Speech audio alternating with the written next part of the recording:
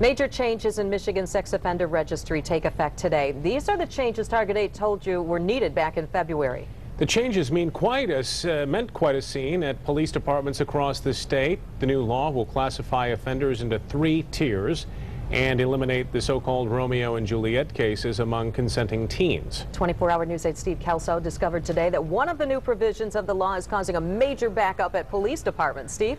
Yeah, good evening, Sue. What's causing the problem is not who has to report, but what has to be reported. What used to take 3 minutes today was taking as long as 2 hours, and the whole thing became a bit of a mess for the Grand Rapids Police Department. Today has been, I knew it was going to be a nightmare, and it's turned out to be a nightmare. It used to be that offenders would come in and verify their addresses and go. But the new law requires more information be reported. Things like employer, cell phone numbers, vehicle information, plate numbers, email addresses, even Facebook and Twitter accounts. Failure to report, a felony. From an investigative standpoint, there's a lot of new information to be able to start looking into things. There was so much additional work to do that 2 Michigan State troopers are here to help. This is just a portion of the people that have come in today to try to do the right thing as we requested.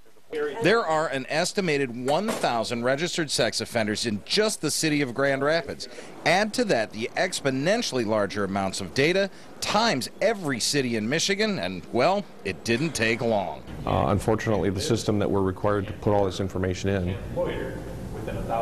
dropped out of service. It's been up and down. Police were forced to ask offenders to be patient and hope that they would comply. Some waited for hours. Police say this is not the new norm for reporting, but there is one additional provision to the law that will continue to tax police resources. But now that the law requires them to change everything within 3 business days, all that other information, I expect that our office is going to be much, much busier.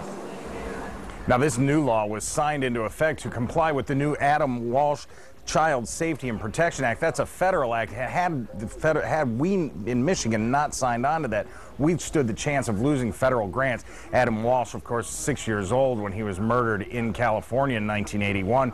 His father, John Walsh, had became an outspoken crusader for child safety rights, and he founded the program America's Most Wanted. Right now we're live in the newsroom. Steve Kelso, 24-hour News